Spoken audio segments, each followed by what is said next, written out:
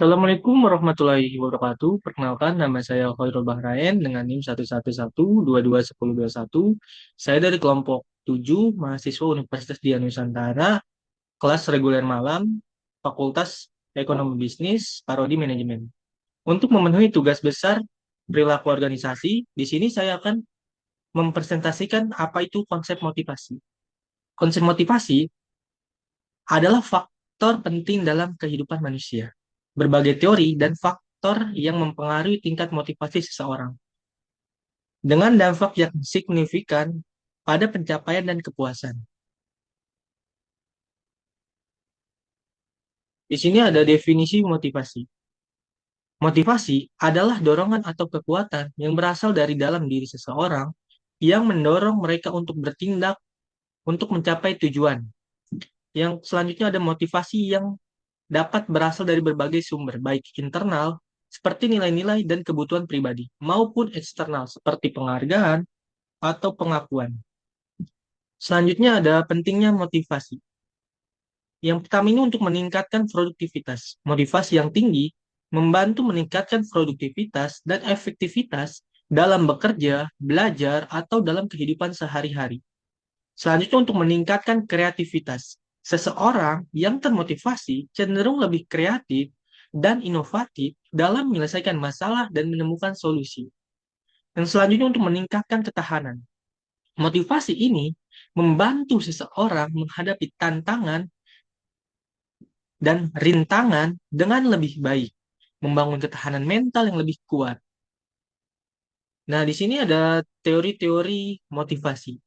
Yang pertama ini menurut Maslow, hierarki kebutuhan mulai dari kebutuhan dasar hingga kebutuhan aktualisasi diri. Teori motivasi menurut Herzberg, motivator atau dalam kurung faktor pekerjaan dan hiegenis atau dalam kurung faktor lingkungan kerja ini mempengaruhi kepuasan. Selanjutnya, menurut ekspektasi teori, motivasi dipengaruhi oleh keyakinan seseorang tentang kemampuan mencapai tujuan dan nilai yang mereka peroleh. Nah, di sini ada faktor-faktor yang mempengaruhi motivasi. Yang pertama ini ada tujuan. Tujuan yang jelas dan menantang serta strategi yang tepat untuk mencapainya. Selanjutnya dukungan sosial. Dukungan ini seperti dari keluarga, teman, atau rekan kerja dapat meningkatkan semangat dan kepercayaan diri bagi seseorang. Selanjutnya ada penghargaan dan pengakuan. Penghargaan atas usaha dan pencapaian dapat meningkatkan rasa puas dan termotivasi. Nah, di sini ada strategi meningkatkan motivasi. Yang pertama ini adalah mempunyai tujuan yang jelas. Kita ini harus mempunyai tetapkan tujuan yang spesifik, terukur, realistis, dan relevan. Selanjutnya, kita harus mempunyai rencana yang terstruktur. Kita harus buat rencana yang terstruktur dengan langkah-langkah konkret yang kita dapat ikuti.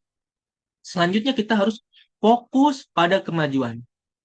Rayakan setiap kemajuan yang kita capai meskipun kecil untuk menjaga semangat dan diri kita agar selalu termotivasi. Yang selanjutnya adalah dorong diri kita sendiri. Motivasi ini bisa mendorong diri kita sendiri dengan afirmasi positif, visualisasi, atau teknik lainnya. Nah, di sini merupakan contoh penerapan motivasi. Yang pertama ini motivasi dalam pendidikan. Contohnya itu guru dapat memotivasi siswa dengan memberikan penghargaan, menciptakan suasana belajar yang positif, dan melibatkan siswa dalam pembelajaran. Yang selanjutnya, motivasi dalam bisnis. Manajer dapat memotivasi karyawan dengan memberikan penghargaan, program pelatihan, dan peluang karir yang menarik bagi karyawannya. Selanjutnya adalah motivasi dalam kehidupan sehari-hari. Setiap orang dapat memotivasi dirinya sendiri dengan menetapkan tujuan pribadi, mengembangkan hobi, dan mengelilingi diri dari orang-orang positif. Oke, next part terakhir ya, ini adalah kesimpulan dan tindak lanjut. Motivasi adalah kunci dalam mencapai kesuksesan dan kepuasan dalam kehidupan seseorang. Dengan memahami teori-teori dan faktor-faktor yang mempengaruhi motivasi, serta menerapkan strategi yang tepat, kita dapat meningkatkan motivasi diri dan orang-orang di sekitar kita. Mari kita bersama-sama untuk terus belajar, berkembang, dan memotivasi diri sendiri untuk meraih potensi yang terbaik. Oke, selamat. Terima kasih. Wassalamualaikum warahmatullahi wabarakatuh. Sekian presentasi dari saya telah selesai. Kurang lebihnya mohon maaf. Wabillahi taufiq walhidayah. Wassalamualaikum warahmatullahi wabarakatuh.